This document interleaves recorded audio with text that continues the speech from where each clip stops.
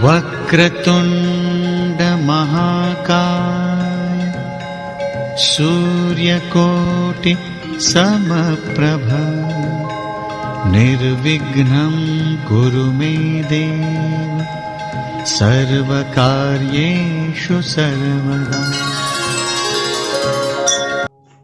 आप लोग जानते हैं कि एक मुर्दे को, मरे हुए इंसान को फिर दोबारा से क्यों मारा जाता है?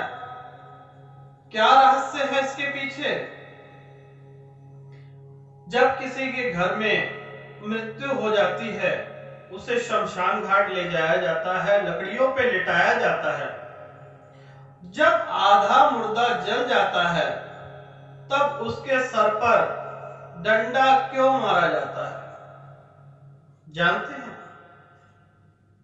यह वह सत्य है जो हर मनुष्य को जानना चाहिए, लेकिन 99% हिंदू आज तक इस सत्य को नहीं जानते कि कपाल क्रिया क्या होती है और कैसे करनी चाहिए। कपाल क्रिया, जो सिर पर डंडा मारा जाता है, उसे कपाल क्रिया कहते हैं। कपाल क्रिया इसलिए कहते हैं कि जो कुछ हमारा इस जीवन का था, पाप पुण्य जो कुछ था, वह इस जीवन में समाप्त हो जाए।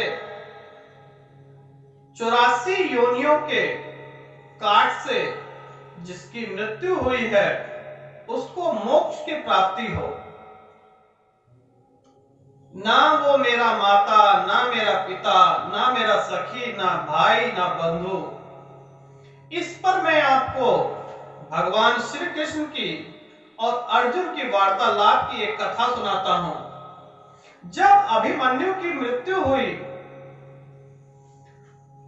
तो अर्जुन बहुत दुखी हुए और भगवान श्री कृष्ण से कहने लगे कि हे मधुसूदन, आप त्रिलोकीनाथ हैं, मैं अपने बच्चे से मिलना चाहता हूं। भगवान ने कहा, इतनी आत्माओं में कैसे पहचान पाओगे कि वह अभिमन्यु है? तो अर्जुन कहने लगे भगवान से कि मुझे दिव्य शक्ति दीजिए, मैं अपने बच्चे से मिलना चाहता हूं, उसकी अकाल मृत्यु हुई है, मैं एक बार मिलकर लौट आऊंगा। तो भगवान विष्णु अवतार श्री कृष्ण भगवान अर्जुन को दिव्य शक्ति देते हैं और वह वैकुंठ धाम जाते हैं और वहां पे आत्माओं का ढेर होता है। तब वह पुकारते हैं, अभिमन्यु, जोर से चिल्लाते हैं। तो दूसरी तरफ से आवाज आती है, तुम कौन हो? अर्जुन कहते हैं, मैं तुम्हारा पिता हूं। अभिमन्यु कहता है, कौन मेरा माता, कौन मेरा पिता? जो कुछ था इस संसार का, वो सब तो चला गया ना। ना मैं तेरा पिता, ना तू मेरा बेटा। ये तो जन्मों का जो बंधन था, वह धरती लोक का था। इस लोक में तो सबके पिता परमेश्वर, परम ब्रह्मा, विष्णु महेश ही तो हैं।